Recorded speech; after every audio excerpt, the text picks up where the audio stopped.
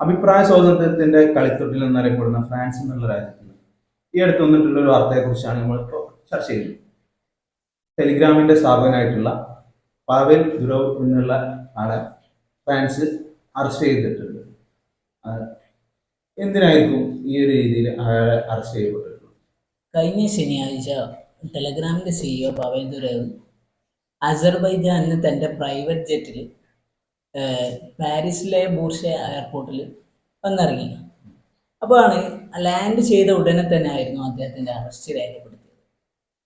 അപ്പം സാധാരണ ഒരു സിഇഒനൊക്കെ അറസ്റ്റ് ചെയ്യുക എന്നുള്ളതൊക്കെ അത്രയും വലിയ ചർച്ചയായി മാറുന്ന ഒരു കാര്യം കൂടിയാണ്. അപ്പം ഇദ്ദേഹം എന്ത് തെറ്റ് ചെയ്തു എന്നാണ് അറസ്റ്റ് എന്നുള്ള ഒരു കാര്യം നമ്മൾ പറയുമ്പോൾ, അപ്പോൾ ശരിക്കും ഇദ്ദേഹം ഒരു ക്രിമിനലാണ്. എന്തെങ്കിലും ക്രൈം ആക്ടിവിറ്റീസ് അദ്ദേഹം ചെയ്തിട്ടുണ്ടെങ്കിൽ മാത്രമാണ് അദ്ദേഹത്തെ അറസ്റ്റ് ചെയ്യാൻ പറ്റുള്ളൂ. അതായത് അദ്ദേഹത്തിന്റെ പേരിൽ 13ഓളം ക്രിമിനൽ കേസുകൾ ചാർജ് ചെയ്തിട്ടാണ് അദ്ദേഹത്തെ എയർപോർട്ടിൽ നിന്ന് അറസ്റ്റ് ചെയ്യുന്നത്. ഇതിൽ എന്താ പ്രശ്നം എന്ന് വെച്ചാൽ, ഇദ്ദേഹം നമുക്കറിയാം ടെലഗ്രാമിന്റെ സിഇഒ എന്ന് പറയുമ്പോൾ ഒരു സർവീസ് പ്രൊവൈഡറാണ്. ടെലഗ്രാം എന്ന് പറയുന്ന ഒരു സർവീസ് അദ്ദേഹം പ്രൊവൈഡ് ചെയ്യുന്നു. ഈ സർവീസ് പ്രൊവൈഡർ ഇങ്ങനെ ഒരു സർവീസ് പ്രൊവൈഡ് ചെയ്യുന്ന സമയത്ത് ഇത് ഉപയോഗിച്ചിട്ട് മറ്റു പലരോട് കുറ്റം ചെയ്തിട്ടുള്ളത്. ചൈൽഡ് അബ്യൂസ്, ചൈൽഡ് ട്രാഫിക് പറയുന്നുണ്ട്, ടെററിസം പറയുന്നുണ്ട്, ഡ്രഗ്സിന്റെ കാര്യങ്ങൾ പറയുന്നുണ്ട്. ഇത്തരം കാര്യങ്ങളൊക്കെ പറഞ്ഞിട്ടാണ് ഇദ്ദേഹത്തെ എയർപോർട്ടിൽ നിന്ന് അറസ്റ്റ് ചെയ്തത്. ഇവിടെ പെട്ടെന്ന് ഒരു ദിവസം ചാർജ് ചെയ്ത 13 ക്രിമിനൽ കേസല്ല, കുറച്ച് നാളുകളായിട്ട് എടുത്തിട്ട് ചാർജ് ചെയ്ത 13 കേസുകൾ വെച്ചിട്ടാണ് ഇദ്ദേഹത്തെ അറസ്റ്റ് ചെയ്തത്. നല്ല സ്കീലുള്ള ഇങ്ങനത്തെ സ്ഥാപനത്തിൽ ഈ രീതിയിൽ ക്രിമിനൽ ആക്ടിവിറ്റീസ് നടക്കുന്നത് പകൽ തുറവ് നോക്കുന്നു എന്നുള്ളതാണ് അലിഗേഷൻ വരുന്നത്. ഒരു സ്ഥാപനത്തില് ഏതെങ്കിലും ഒരു സ്റ്റാഫ് എന്തെങ്കിലും ചെയ്തെന്ന് വിചാരിച്ച് ആ ഓണറിനെ ശിക്ഷിക്കുന്ന ഒരു നടപടിയാണ് ഇപ്പോൾ നമുക്ക് കാണാൻ പറ്റുന്നത്. അതായത് ഇപ്പോ ഒരു എക്സാമ്പിൾ പറയുകയാണെങ്കിൽ, ഞാനും പ്രാവശ്യം കൂടെ പ്ലാൻ ഇട്ട് സിബാന തല്ലാൻ പോകണം. കണ്ട ആൾക്കാരൊന്ന് തല്ലാൻ തോന്നും, അങ്ങനത്തെ ഒരു മുഖമാണല്ലോ. അപ്പോൾ ആ സമയത്ത് നമ്മൾ തല്ലാൻ പോകുമ്പോൾ ഞാൻ എന്നെ കോൾ ചെയ്ത് വിളിച്ച് നമ്മൾ അങ്ങനെ ചർച്ച ചെയ്ത് ഫോണിലൂടെ തീരുമാനിച്ചിട്ടൊക്കെയാണ് ചെയ്തത്. നമ്മുടെ രണ്ടാളുടെയും സിം ചെയ്യുവാണെങ്കിൽ അംബാനിയെ പോയി അറസ്റ്റ് ചെയ്യാം എന്നുള്ള രീതിയിലേക്ക് കാര്യങ്ങൾ പോകാൻ പറ്റില്ലല്ലോ. അത് ഉപയോഗിക്കുന്നവർക്കനുസരിച്ചിരിക്കും. ഒരാൾ ഒരു സർവീസ് പ്രൊവൈഡ് ചെയ്യുമ്പോൾ അതിന്റെ ഉപഭോക്താക്കൾ അല്ല. എന്നിരുന്നാലും ഇപ്പോൾ NDPS ആക്ടിൽ ഒരു പ്രൊവിഷൻ ഉണ്ട്, സൈക്കോട്രോപിക് സബ്സ്റ്റൻസ് എന്നുള്ള ആക്ടിൽ ഈ മയക്കുമരുന്നുകളെ നിയന്ത്രിക്കാനായിട്ട്. എൻ്റെ വീട്ടിലോ അധീനതയിലുള്ള ഏതെങ്കിലും സ്ഥലത്ത്, എൻ്റെ പറമ്പിലൊക്കെ ഒരാൾ ഡ്രഗ്സ് ഉപയോഗിക്കുന്നുണ്ടെങ്കിൽ അത് ഞാൻ കണ്ടിട്ടും അവരെ ചോദ്യം ചെയ്തിട്ടില്ല, അവരെ പിന്തിരിപ്പിച്ചിട്ടില്ല, അല്ലെ അവർക്കെതിരെ കേസ് കൊടുത്തില്ല എങ്കിൽ അത് എൻ്റെയും കൂടി കുറ്റമാണ്. എന്നുവെച്ചാൽ അവർ ചെയ്ത അതേ കുറ്റത്തിനുള്ള ഇത് എനിക്ക് കിട്ടും. ആ ഒരു പ്രൊവിഷൻ ഇതിൽ ബാധകമാണ്. ഇവിടെ ഒന്നാമത്തെ കാര്യം എന്ന് വെച്ചാൽ, ടെലഗ്രാം എന്ത് വന്നാലും അവരുടെ യൂസേഴ്സിന്റെ പ്രൈവസിയിൽ കൈകടത്തില്ല എന്നുള്ള കാര്യം തീർത്ത് പറഞ്ഞിട്ടുണ്ട് എന്നുള്ള ഒന്നാമത്തെ കാര്യം. രണ്ടാമത്തെ ഇപ്പൊ ശിവ പറഞ്ഞ പോലെ പറയുമ്പോൾ, ഇപ്പൊ ഞാനൊരു പ്രാവശ്യം ഫോൺ വഴി ബന്ധപ്പെട്ടിട്ട് ഞങ്ങൾ ഡ്രഗ്സ് അങ്ങോട്ടും ഇങ്ങോട്ടും കൈമാറുകയാണെങ്കിൽ അംബാനി അറസ്റ്റ് ചെയ്യാൻ പറ്റില്ലല്ലോ. അതേപോലെ വാട്സപ്പിൽ നമ്മളൊരു ഓപ്ഷൻ കാണുന്നുണ്ട്, എൻഡ് ടു എൻഡ് എൻക്രിപ്ഷൻ എന്നൊക്കെ ഉള്ള ഒരു ഓപ്ഷൻ. ഇതുപോലെ സേഫ്റ്റി എല്ലാവരും പ്രൊവൈഡ് ചെയ്യും, അല്ലെങ്കിൽ ആരും ഈ ആപ്പ് ഒന്നും പ്രൊമോട്ട് ചെയ്യാനോ യൂസ് ചെയ്യാനോ നിൽക്കില്ല.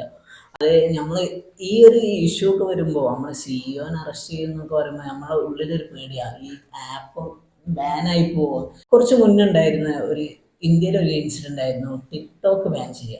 അല്ലെങ്കിൽ അത്രയും കൂടുതൽ ആക്റ്റീവ് ആയിട്ടുള്ള മെമ്പേഴ്സ് ആയിരുന്നു ടിക്ടോക്കിൽ ഉണ്ടായിരുന്നത്.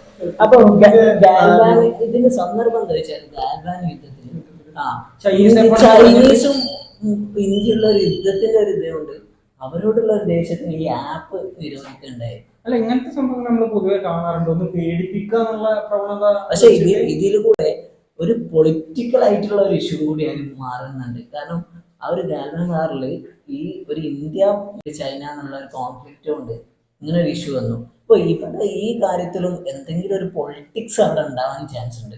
കാരണം ഈ ടെലഗ്രാം വെറുതെ ഒന്നും, അല്ലെങ്കിൽ ഈ ഇദ്ദേഹത്തിനെതിരെ എന്തെങ്കിലും ഒരു നടപടി സ്വീകരിക്കണം എന്നുണ്ടെങ്കിൽ ഇതിൻ്റെ ഇടയിൽ പൊളിറ്റിക്കൽ അജണ്ട എന്തായാലും ഉണ്ടാവും.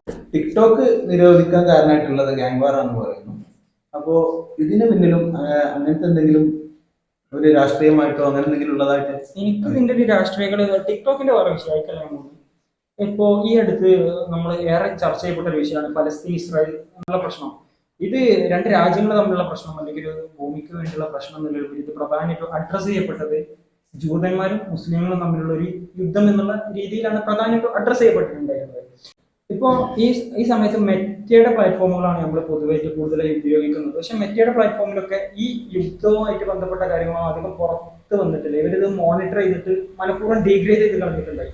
ഈ സമയത്തൊക്കെ ഏറ്റവും കൂടുതൽ ഇത്തരം വാർത്തകൾ സ്പ്രെഡ് ആയിട്ടുള്ളത് പ്രധാനമായിട്ടും ടെലഗ്രാം ത്രൂ ആയിരുന്നു. യുദ്ധമായിട്ട് ബന്ധപ്പെട്ടുള്ള ന്യൂസുകള് ഹെയ്റ്റ് പരത്തുന്നതോ ആ രീതിയിലുള്ള വർഗീയത പരത്തുന്നതോ ആയിട്ടുള്ള ന്യൂസുകൾ ഡീഗ്രേഡ് ചെയ്യാന്നുള്ളത് ഒരു ധർമ്മം കൂടിയല്ലേ? അത് എല്ലാ ന്യൂസുകളും ഹെയ്റ്റ് പരത്തുന്നതാണെന്നുള്ളൊരു ചോദ്യമുണ്ട്. ഹെയ്റ്റ് പരത്തുന്ന ന്യൂസുകൾ മാത്രം ഡീഗ്രേഡ് ചെയ്യുന്നതിന് പകരം എല്ലാ ന്യൂസുകളും ഡീഗ്രേഡിന്റെ കാര്യം പറയുമ്പോൾ കേരളത്തിലെ ഇൻഫ്ലുവൻസേഴ്സിന്റെ വീഡിയോക്ക് റീച്ച് കുറഞ്ഞു എന്നൊക്കെ അവർ സ്റ്റാറ്റസിലോ അല്ലെങ്കിൽ അവർ തന്നെ പറയുന്നുണ്ട്. പക്ഷേ ജനങ്ങൾ കമന്റുകളിൽ ഇൻഫ്ലുവൻസേഴ്സിനോട് അവരുടെ പ്രൊട്ടസ്റ്റ് രേഖപ്പെടുത്താണ്. എന്താണ് നിങ്ങൾ ഇതിനെ കുറിച്ചൊന്നും പറയാത്തത് എന്നൊക്കെ ചോദിക്കുമ്പോൾ ഈ ഒരു ഇൻഫ്ലുവൻസർ ഇതിനെ കുറിച്ചൊരു വീഡിയോ ഉണ്ടാക്കിയാൽ അദ്ദേഹത്തിന് റീച്ച് നഷ്ടപ്പെടുകയാണ്. കാരണം ഇത് ഒരിക്കലും ഈ മെറ്റ എന്നുള്ള ഒരു സർവീസ് ഒരിക്കലും ഈ ഇഷ്യൂവിനെ എന്താക്കുന്നില്ല, പ്രൊമോട്ട് ചെയ്യുന്നില്ല. അതുകൊണ്ട് തന്നെയാണ് അവരുടെ റീച്ച് നഷ്ടപ്പെടുന്നത്. നമ്മുടെ കേരളത്തിൽ ഒരുപാട് ഇൻഫ്ലുവൻസേഴ്സിന്റെ കാണാൻ പറ്റുന്നുണ്ട്. ടെലിഗ്രാമില് IS-നെയൊക്കെ പ്രോത്സാഹിപ്പിക്കുന്ന രീതിയിൽ പല ഗ്രൂപ്പുകളും കാര്യങ്ങളൊക്കെ ഉണ്ടായിരുന്നു. IS പ്രോത്സാഹിപ്പിക്കുന്ന രീതിയിൽ ഗ്രൂപ്പുകളും കാര്യങ്ങളൊന്നും മാത്രമല്ല, IS ഒക്കെ ഡാറ്റ വരെ ഷെയർ ചെയ്തിട്ട് IS മാത്രമല്ല ടെററിസം, പല ടെററിസ്റ്റുകൾ ഈ ആപ്പ് യൂസ് ചെയ്യുന്നുണ്ട് എന്നുള്ളതൊക്കെയാണ് പറയുന്നത്. നോക്കുമ്പോൾ ടെലിഗ്രാം ഒരുപക്ഷെ ഒരു സോഷ്യൽ ത്രെട്ടായിട്ട് പരിഗണിക്കും. അതിപ്പോ സോഷ്യൽ ത്രെട്ടായിട്ട് പരിഗണിക്കുകയാണെങ്കിൽ പോലും CEO-നെ പിടിച്ചറസ്റ്റ് ചെയ്തു എന്നുള്ളതാണ്. ടെലിഗ്രാം അവരുടെ യൂസേഴ്സിന് ഭീകരവാദം അതേമാതിരി ചൈൽഡ് പോണോഗ്രഫി ഒരുപാട് നീചമായിട്ടുള്ള പല കാര്യങ്ങളും ടെലിഗ്രാമിൽ നടക്കുന്നുണ്ട്. അതെല്ലാവർക്കും അറിയുന്നത് കൂടിയാണ്.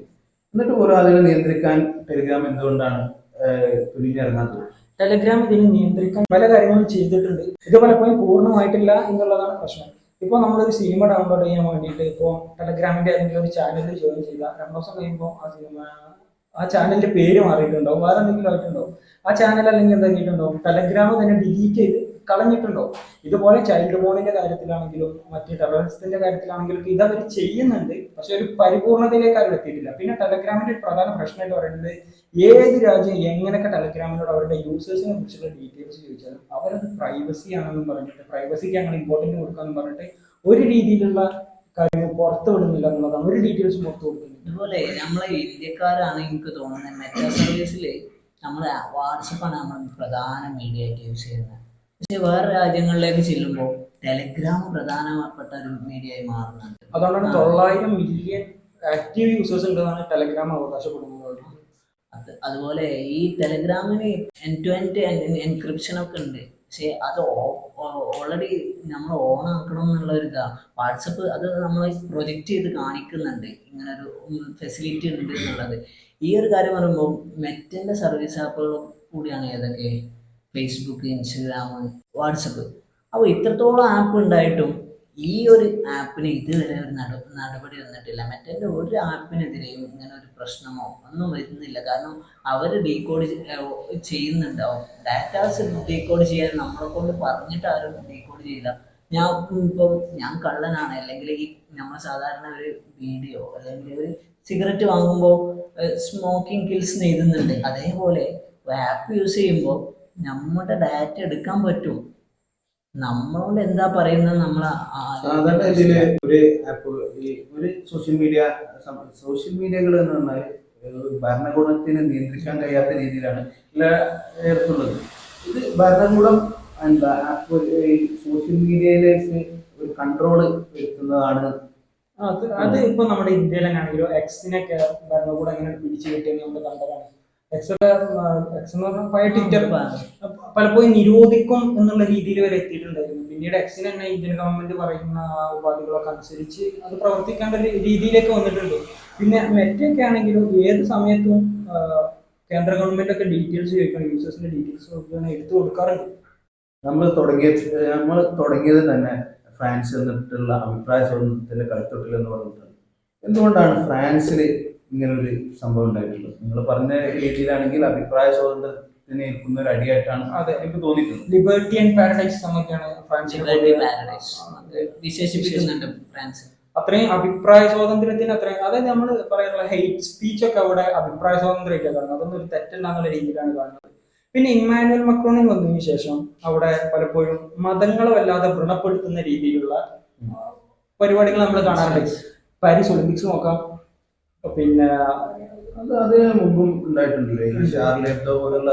അതെ അതെ അതെ, അതായത് കന്യാമറത്തെയും യേശുവിനെയും ഒക്കെ വെച്ച് ചെയ്ത വളരെ മോശമായിട്ടുള്ള കാര്യങ്ങൾ, ഖുർആൻ കത്തിച്ചിട്ട്, ഇതിനൊക്കെ ഇവരൊരു അനുകൂല നിലപാടാണ് എടുക്കുന്നത്. പലപ്പോഴും മതത്തെ വ്രണപ്പെടുത്തുക എന്നുള്ളൊരു പ്രത്യേക ആനന്ദം കണ്ടെത്തുന്ന, അല്ലെങ്കിൽ ഒരിക്കലും ഒളിമ്പിക്സ് പോലൊരു വേദിയിൽ അത്തരത്തിലുള്ള ഒരു കാർട്ടൂൺ അവതരിപ്പിക്കുന്നത്. എന്നിട്ട് ഒരു എന്തുകൊണ്ടാണ് ഫ്രാൻസ് ഇതിലേക്ക് മുതിർന്നതെന്നാണ് സാധാരണ നമ്മൾ ഇതിന്റെ ഇടയിൽ എനിക്ക് തോന്നുന്ന ഒരു പൊളിറ്റിക്കൽ അജണ്ട ഉണ്ടാവും, ഹിഡൻ അജണ്ട ഇതിന്റെ ബാക്കിലില്ലാതെ ഒരിക്കലും ഫ്രാൻസ് എന്നുള്ള ബാക്കിയുള്ള രാജ്യങ്ങൾ ഇങ്ങനെ ഒരു അറസ്റ്റ് രേഖപ്പെടുത്തുകയാണെങ്കിൽ നമുക്ക് ഓക്കെ എന്നൊക്കെ പറയാം. പക്ഷെ ഇത്രത്തോളം ലിബർട്ടി ഓഫർ ചെയ്യുന്ന ഫ്രാൻസിൽ പറയുമ്പോൾ ഇതിന്റെ ബാക്കിൽ എന്തെങ്കിലും പൊളിറ്റിക്കൽ അജണ്ട ഉണ്ടാവും. അപ്പൊ എനിക്ക് തോന്നുന്നത് ഫലസ്തീൻ എന്നുള്ള ഒരു ഇഷ്യൂവിലേക്കൊക്കെ കണക്ട് ആവാൻ കാരണം ഒരിക്കലും റിലീജിയനെ ഇവരെന്താക്കുന്നില്ല, സപ്പോർട്ട് ചെയ്യുന്നില്ല, അല്ലെങ്കിൽ പ്രൊമോട്ട് ചെയ്യുന്നില്ല.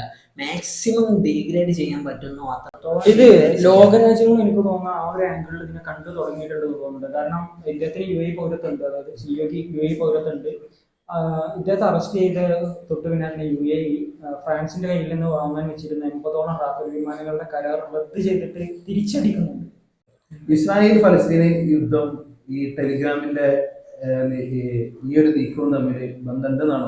ബന്ധമുണ്ട് എന്നാണ്. അതായത് ഇപ്പൊ നമ്മുടെ മലയാളികൾക്ക് ഒരു പക്ഷേ ഇത് എത്രത്തോളം പറഞ്ഞാൽ മനസ്സിലാവും. കാരണം മലയാളികൾ പൊതുവെ ടെലിഗ്രാം യൂസ് ചെയ്യുന്ന പോലെ എന്റെ പുറം രാജ്യങ്ങളിൽ യൂസ് ചെയ്യുന്നത്, നമ്മൾ പൊതുവെ വല്ല സിനിമ ഡൗൺലോഡ് ചെയ്യുന്നത് OTT റിലീസ് എന്ന് പറയാൻ മറന്നിട്ട് ടെലഗ്രാമിന്റെ റിലീസ് ചെയ്യുന്നവരെ ആണ് നമ്മൾ പലപ്പോഴും. പക്ഷേ മലയാളികൾ കൂടുതൽ ഉപയോഗിക്കുന്ന ഏറ്റവും കൂടുതൽ ഫയൽ നമുക്ക് എന്താക്കാം ഷെയർ, എത്ര GB ആണെങ്കിലും നമുക്ക് ഷെയർ ചെയ്യാൻ പറ്റും. പിന്നെ അതേപോലെ തന്നെ നമുക്കൊരു സ്റ്റോറേജ് സ്പേസ് ആണ് ആര് ഓഫർ ചെയ്യുന്നത്, ടെലിഗ്രാം ഓഫർ ചെയ്യുന്നത്. സാധാരണ നമ്മൾ പറയുന്ന ഗൂഗിൾ ഡ്രൈവ് അല്ലെങ്കിൽ ഐക്ലൗഡ് എന്നൊക്കെ പറയുന്ന ഒരു ഓപ്ഷൻ പോലെ നമ്മൾ, അല്ലെങ്കിൽ സാധാരണ നമ്മൾ എവിടെയെങ്കിലും ട്രിപ്പോ എവിടെയെങ്കിലും ഒക്കെ പോയിട്ടുണ്ടെങ്കിൽ സാധാരണ ഒരു കൂട്ടുകാർക്കിടയിൽ നമ്മൾ സംസാരിക്കാം, ആ ഒരു ടെലിഗ്രാം ചാനൽ ഉണ്ടാക്കിക്കോ, എന്നാൽ ആ ഡാറ്റ ഒന്നും അവിടെ ഉണ്ടാവും, പോലാക്കി. ഇനി നമ്മൾ ആപ്പ് അൺഇൻസ്റ്റാൾ ആയി പോയാലോ അല്ലെ എന്ത് ചെയ്താലും നമ്മൾ നമ്പർ വെച്ച് രജിസ്റ്റർ ചെയ്ത് ആ ഡാറ്റ റിക്കവർ ചെയ്യാൻ പറ്റുന്നുണ്ട്.